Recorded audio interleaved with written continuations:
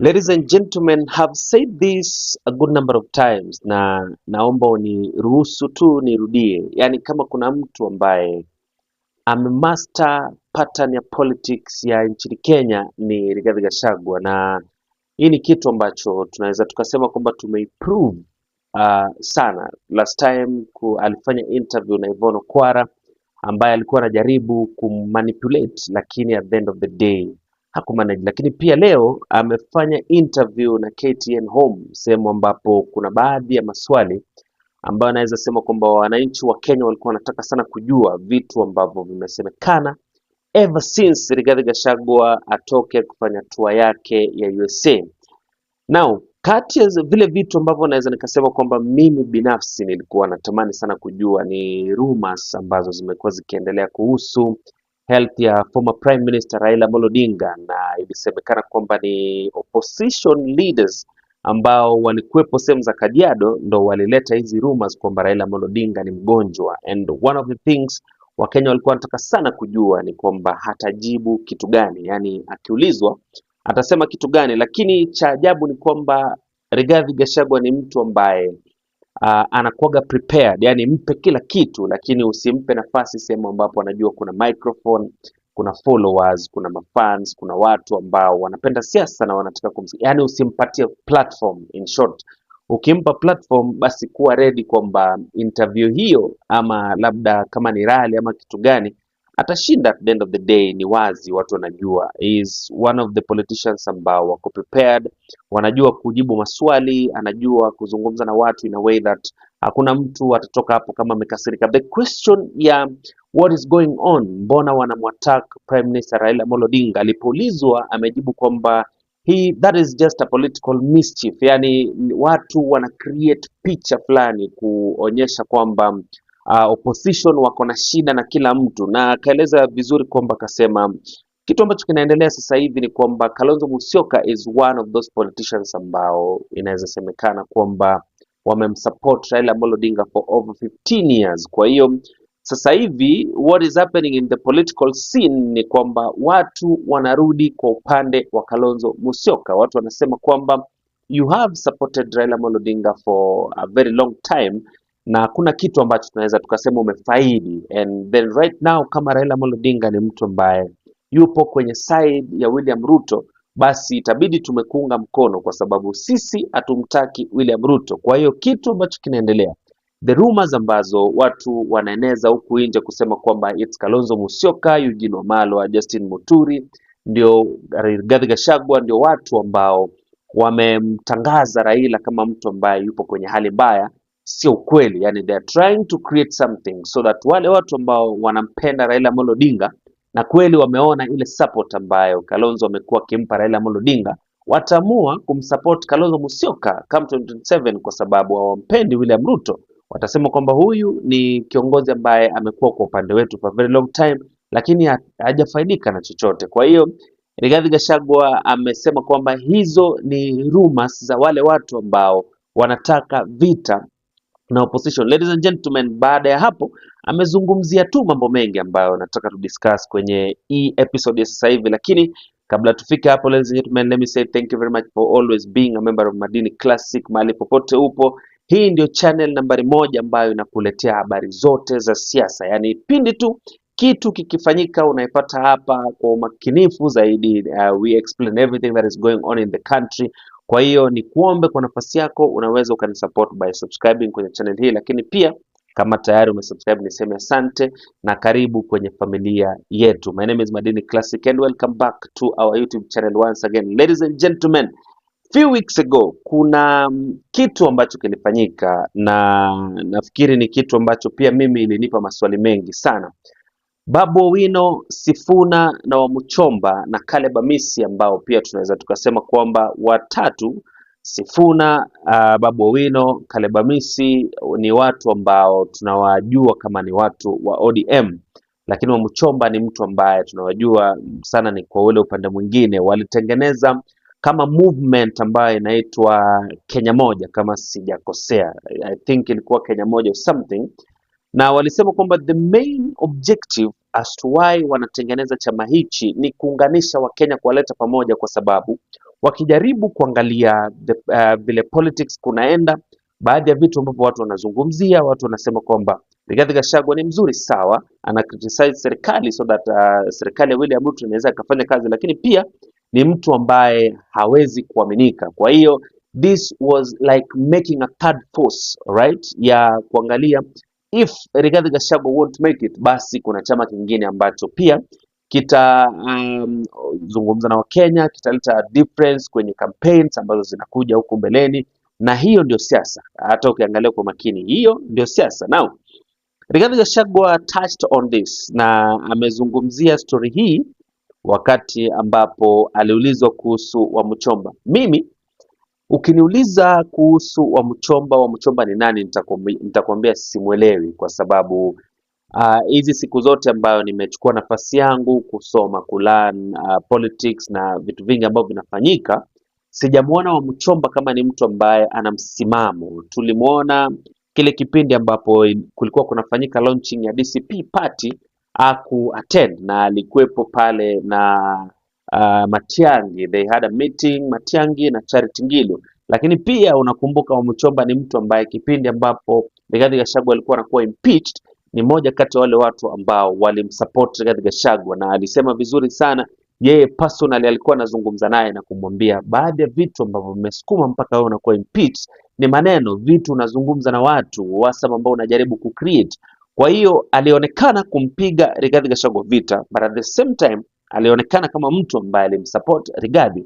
Kwa hiyo mimi kumfuatilia kwa makini zaidi kwa upande wa siasa, namuona kama mtu ambaye ana msimamo, lakini leo Rigathi Gachagua amefunguka na kusema kwamba Wamuchomba ni mtu wa RUTO, yani is a UDM mole, yani ametumwa kwenye opposition kuangalia ni kitu gani ambacho kinaendelea kule, akabebe issues ambazo ziko kule na akarudishe huku, and that is why msimamo wake haujaonekana kwa makini. And Rigathi Gachagua said kwamba mtu yoyote ambaye atafikiria kutengeneza au to come up with the third force, Wakenya watamkubalia, because he doesn't believe in a one thing man, like haamini kwamba kwenye siasa mtu anafaa kusimama peke yake na kusukuma hilo gurudumu mpaka Wakenya wakubaliane na wewe. And he gave an example of 202 wakati ambapo kulikuwa na Mwai Kibaki, kulikuwa na I think ilikuwa kipindi cha Moi, lakini pia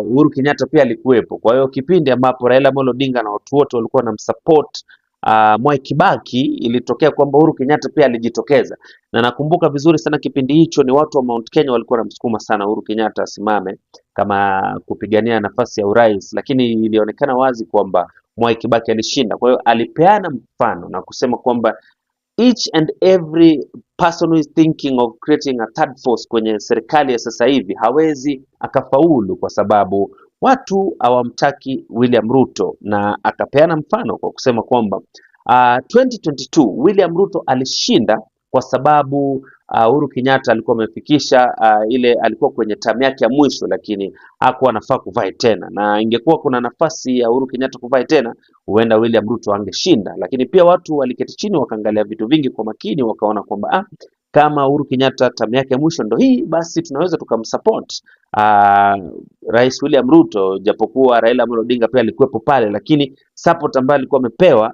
kwake yeye inaonekana ni kama ilikuwa ni ya uongo. Kwa hiyo amejaribu kusema kwamba hata kama William Ruto anamtumia Wamuchomba kutengeneza the third force ili kuharibu kura ambazo zitakuwepo labda pengine sehemu kama Mount Kenya kule, tuseme kama Nyanza na sehemu kama hizo, Wakenya hawawezi kumsikiza, Wakenya hawawezi kumunderstand. Wakenya wanataka chama kimoja ambapo itakuwa imeunganisha viongozi ambao wana njaa ya kuleta maendeleo nchini Kenya, and hiyo inaonyesha kwamba opposition wakimchagua mtu ambaye atasapotiwa na Kalonzo Musyoka, atasapotiwa na wakina Natembea, Eugene Wamalwa, Rigathi Gachagua, Matiang'i, hao wote wakikuja pamoja ndo watapigana vita hii na watafaulu. And I think amejaribu kusema kwamba mtu yote ambaye anafikiria kuingia hapo katikati hana bahati. Hiyo ni system, hiyo ni pattern ya nchini Kenya na inajulikana. Kwa hiyo nafikiri kwenye interview ya leo, hata yule jamaa ambaye alikuwa na interview Rigathi Gachagua kule KTN home,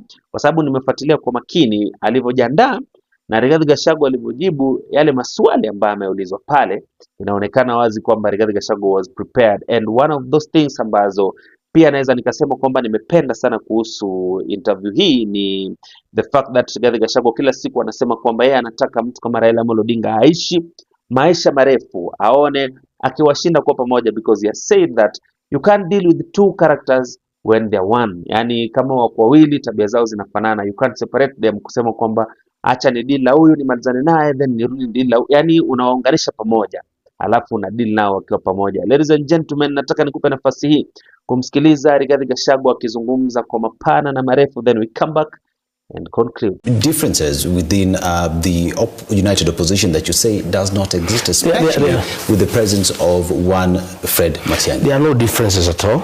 As I've told you, we have a 2-2 movement. There are two horses. The one-term movement versus William Ruto.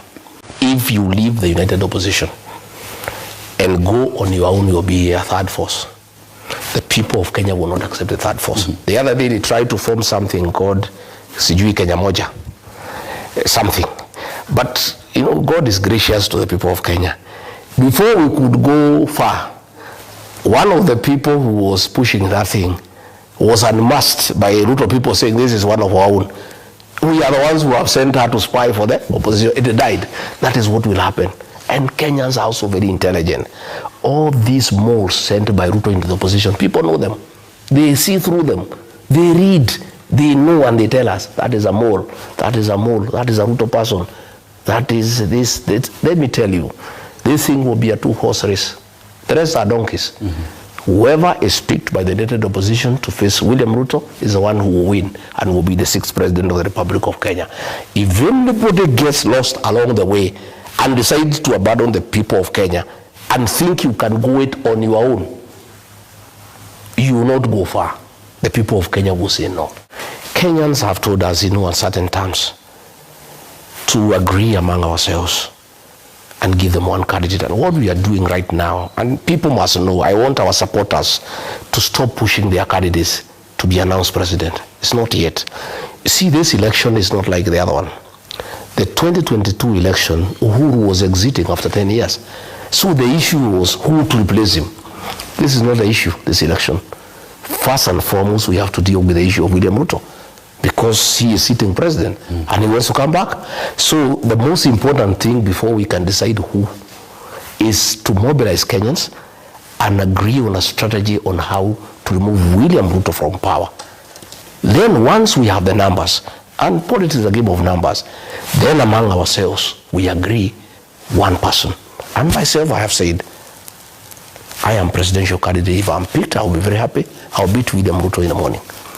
In case the formula does not favor me, it favors Kalonzo Musyoka, I'll support him the way I would have, campaigned for my own candidature. If it's Fred Matiang'i, the same. Martha Karua, the same. JB Muturi, the same. George Natabea, the same. But I can tell you, the little noise you are seeing is because William Ruto has planted a lot of moss in the opposition. He has infiltrated our various parties. Myself, when I was in office, he planted many people on me. And when I came out of office, I chased them away. Some have gone to Jubilee. So they are being used by William Ruto to cause problems within the opposition. And we have told leaders to be careful. If some Ruto moles have left my party and you are in the united opposition, don't allow them into yours, because he'll still use them to undermine the bigger united opposition. I am aware that William Ruto and the National Intelligence Service are trying to create a third force. This is what happened in 1992. Mwai Kibaki was doing very well and he would have removed President Daniel Arap Moi. The National Intelligence Service hyped the candidature of Kenneth Matiba, who was abroad. And he came, they mobilized people at the airport, in Nakuru, everywhere. They created a hype. And they planted people and they convinced Matiba he must run. They divided the vote and William Ruto won. The same thing is happening. Many news agents have been planted, to us.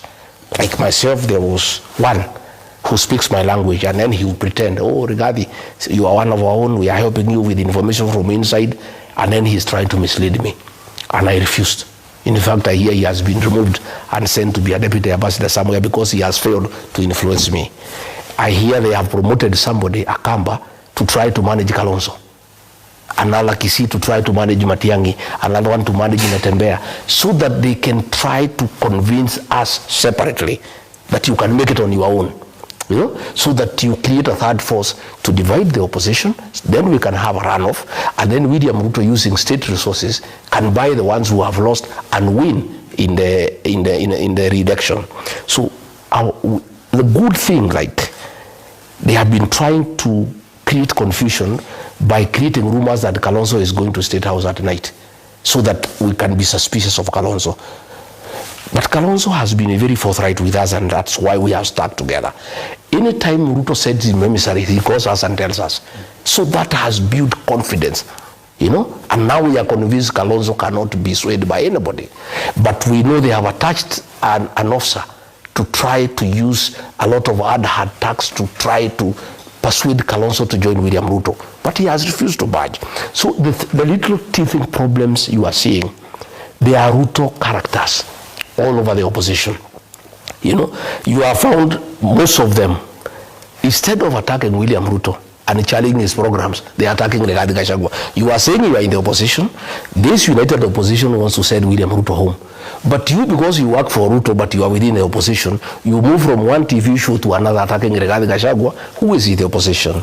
So once we deal with that little thing of moles, the Ruto fellows in the opposition, I think we will steady the ship. Because the principals, myself, Kalonzo, Matiang'i, Wamalwa, Natembea, Muturi, Mada, Linturi, we are all solid. And we have discussed, and all of us are very committed. And I'm telling you, this will be a two-horse race. Mm-hmm. What happened in 2002? Once the candidate was picked, Kibaki got 62%. Uhuru got 31%. The one who created a third force, Sibin Nyachai, got 5.6%. What would happen if anybody is confused by Ruto, that you are very popular, that you can go it on your own, you can make it alone, and you become a third force? The people of Kenya will abandon you the same day. The people of Kenya have decided there are two horses, Ruto and one-term movement. Whoever is a candidate for the one-term movement will beat Ruto 70+1. Any third force that Ruto will create using manipulation, bribery, national intelligence service to confuse you, that you can run on your own and make it, I can tell you the people of Kenya where they are today. A decision has been made by the people of Kenya, and I listen to them. They want one candidate, they don't care who. You seem to be speaking about the party that has said they would go alone. No, I'm not saying. Within the united opposition, which is Jubilee. Who I don't know, I'm just saying. I want us to talk about a recent matter that has come up, and this is with regard to the whereabouts of one Raila Odinga, fellow principal in broad-based government. And his whereabouts is not known, but you have been accused. A statement from ODM says that you and your team are sending fake news to Kenyans with regard to Raila's whereabouts and his health. I'm very saddened by ODM. ODM has sunk so low. Since they allowed William Ruto to destroy ODM, it's no longer the party that it was. That is very cheap to start with. Myself, I spent the whole of yesterday here with Mohammed Ali. Mohammed Ali is MP for Nyali and the man who has taken charge of our movement in the Coast region. Very capable young man. And things are going to happen in the Coast province because the area is one term, but they were waiting for us to identify a leader to work around the Coast province. I never had access to social media. And I slept early. This morning when I woke up, I was told there is a letter that ODM is accusing me and Kalonzo and Wamalwa of giving misinformation that Raila is unwell. I was not even aware whether he is unwell or whether there are rumors that he is unwell. To start with, I don't take much time myself thinking about Raila Odinga because the day I realized him and William Ruto are one and the same, I concentrated on William Ruto. Because there is no difference between Raila Odinga and William Ruto. So you don't have to concentrate on two personalities when they are one. So I concentrate on William Ruto. And I don't bother about Raila Odinga. And I have no interest in where he goes Whether he's out of the country, whether he has left, whether he's leaving, it is none of my business. So I was not even aware he's out of the country, or he is unwell, or he is said to be unwell. To start with, being unwell is not a crime. And I want to tell leaders and the people of Kenya, there is no crime in being unwell. When I was a senator, I was taken unwell, I went to hospital. And a leader is a human being, and you can get unwell. So there is nothing so big about somebody's health, whether you are a leader or not. And when I looked at that letter, it's so amateurish. You know, it's so cheap. To start with, you must respect the people of Kenya. If a leader is said to be unwell, and he is well, you just ignore and go on with life. You don't have to say you are not unwell. Why should you bother? Number two, if you feel that the rumors are bothering you, and you need to tell people you are well, you don't have to write a letter. All you need to do is do a few activities here and there, and then people can see you are well, and the matter just dies. President Moi, the second president of the Republic of Kenya, used to do it that way. He would disappear for 5-6 days. People would say Moi is sick. Then he would turn up at KICC and brisk walk from KCC to Harambee House. The matter just ends. These characters of RAILA, what they would have done if they thought their rumors is unwell and they want to say, and they are bothered, and they shouldn't be bothered anyway, but if they are bothered, they should have just organized some activity. And even say, if they say he's out of the country, they are not even saying which country. You know, they are even the one creating more suspicion, because you are saying he's not in Europe. If you say he's not in Europe and you have nothing to hide, just say where he is. Looking at it, there are two fronts in my thinking. It's political mischief. One, if Raila Odinga will not run and he will support William Ruto, a lot of people from Luo Nyanza are saying that if Kalonzo is on the ballot and Raila is not on the ballot, almost 40% would vote for him because he has stood with Raila for 15 years. So I think this was a scheme to try to create a wedge between the Luo nation and Kalonzo Musyoka. Myself, I've never supported Raila Odinga, and even the other day I was saying I felt bad. I asked people to support Ruto, who had said we support Raila, and I say I think I made a mistake. I have taken back that statement. I didn't make any mistake, because Raila would have just been like Ruto. The two are the same. So there is no mistake that I made. I think it is okay. Even if Raila was elected, he would still have behaved like Ruto. He would have gotten Ruto, they root the country together the way they are doing today. So for me, I don't know why they are bringing me into this matter. But I'm also aware that Ruto is so scared about my candidature that he is willing to give money to anybody who attacks me. So I think the ODM fellows were setting the stage to start attacking me, so that they said Ruto videos so that they can have some money. And I think that's what has happened the whole day. Where does Gachagua comes in the issues of Raila? Have I posted anything? Have I said anything about Raila? I was even unaware that he's out of the country. But you know, and it doesn't matter anyway. But you know, they say where there's smoke, there's fire. I don't know. Just wake but you must start somewhere and say Rigathi wrote somewhere. He spoke somewhere. I was not even aware that the old man is out of the country, or whether he has any challenge or otherwise, you know. But I know that a lot of people, I have seen many people nowadays, they attack me in all forums. And that's why you see there's so much attack against me. Then they get videos, they said William Ruto, they get some money. And it's a pity that ODM is a pale shadow of his former self. William Ruto told me when we were close that he would destroy ODM. He'll use money, he'll buy Raila, he'll buy close family members. He negotiated the sale of ODM with Junet and Joe, and it's true, he has destroyed ODM. In Western Province, they could not get a candidate for Malava. They could not get a candidate for Kisa East. ODM has been destroyed by William Ruto. And just a few characters, Joho, the governor, Wanga, and Junet, they are the ones who are milking. All these other low MPs, they are just shouting. They are not getting anything out of the whole equation. So this party has sunk so low that they can sit down to accuse me and Kalonzo of wishing Raila ill. Let me tell you, my brother, we are not those kind of people. Doesn't matter who, even William Ruto, we have never wished him ill health. even Raila, we have no reason. In fact, my prayer is that God gives Raila long life and good health. And I pray to God that he supports William Ruto so that we defeat the two of them in 2027. It will be very, very nice for me. I will feel very good because we would like to deal with Kenya's problem once and for all. And it's the two characters because they are one and the same. They are looting the country together. All these things that are happening in the country, if it was not Raila support, Ruto would not be doing it. But as wishing him ill, wishing him bad, I'm not the kind of a person. Right. And I'm really not bothered